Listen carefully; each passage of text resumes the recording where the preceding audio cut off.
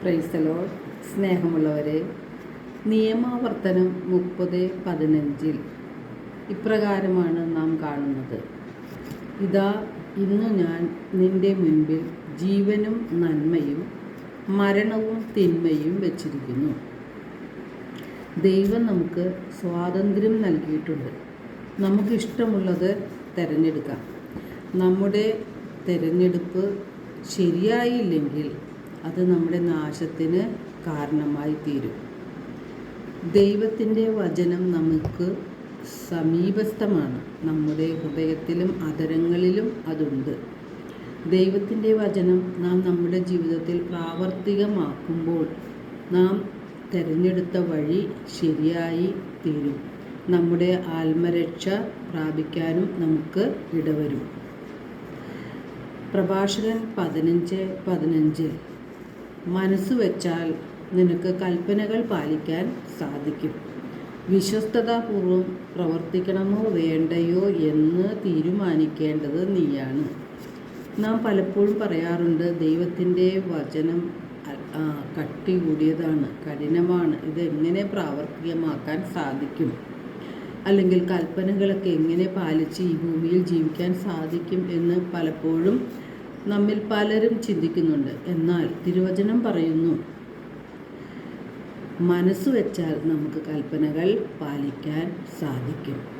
വിശ്വസ്തയോടെ പെരുമാറണമോ വേണ്ടയോ എന്ന് തീരുമാനിക്കേണ്ടത് നാം ഓരോരുത്തരുമാണ്.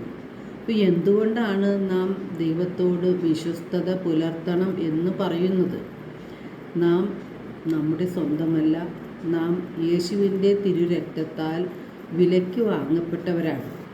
ആ യേശുവിനോട്, നമുക്ക് വേണ്ടി മരിച്ച യേശുവിനോട് വിശ്വസ്തതയുണ്ടെങ്കിൽ ദൈവത്തിൻ്റെ വചനങ്ങളും കൽപ്പനകളും പാലിച്ച് ഈ ഭൂമിയിൽ ജീവിക്കാൻ നമുക്ക് സാധിക്കും എന്നതിന് യാതൊരു സംശയവുമില്ല. 1 യോഹന്നാൻ 3:4 പാപം ചെയ്യുന്നവൻ നിയമം ലംഘിക്കുന്നു എന്ന് പറയുന്നു. അപ്പം എന്താണ് പാപം? ദൈവകൽപ്പനകളുടെ ലംഘനമാണ് പാപം.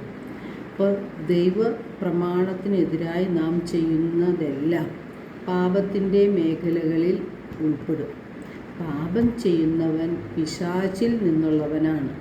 മനുഷ്യനെ പാപത്തിലേക്ക് നയിക്കുന്നത് പിശാചാണ്.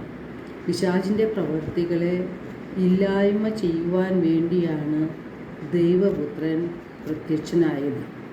1 പത്രോസ് 2:24 നമ്മുടെ പാപങ്ങൾ സ്വന്തം ശരീരത്തിൽ വഹിച്ചുകൊണ്ട് അവൻ കുരിശിലേറി. അത് നാം പാപത്തിൽ മരിച്ച് നീതിക്കായി ജീവിക്കേണ്ടതിനാണ്. അവൻ്റെ മുറിവിനാൽ നിങ്ങൾ സൗഖ്യം പ്രാപിച്ചിരിക്കുന്നു. അപ്പം നാം സൗഖ്യമുള്ളവരായി മാറിയത് യേശുവിൻ്റെ മുറിവിനാലാണ്. നമ്മുടെ പാപങ്ങളാണ് പാപമില്ലാത്ത യേശു ഏറ്റെടുത്തത്. ആ യേശുവിനോടുള്ള വിശ്വസ്തതയാണ് യേശുവിൻ്റെ വചനങ്ങൾ പാലിക്കുമ്പോൾ നാം ചെയ്യുന്നത്. അപ്പോൾ യേശുവിൻ്റെ വചനങ്ങൾ പാലിച്ചുകൊണ്ട് ജീവിക്കുമ്പോൾ നാം എടുക്കുന്ന തീരുമാനം, നാം തിരഞ്ഞെടുക്കുന്ന വഴികൾ എപ്പോഴും നമ്മുടെ ആത്മ രക്ഷയ്ക്ക് കാരണമായി തീരും. നമുക്ക് വചനം പാലിച്ചുകൊണ്ട് ജീവിക്കാൻ സാധിക്കണം.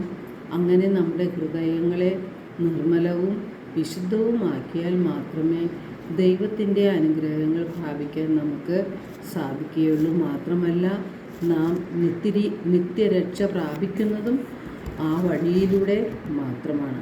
എല്ലാവർക്കും ഒരു നല്ല ദിനം ആശംസിക്കുന്നു. ദൈവം നമ്മെ ഓരോരുത്തരെയും സമൃദ്ധമായി അനുഗ്രഹിക്കട്ടെ.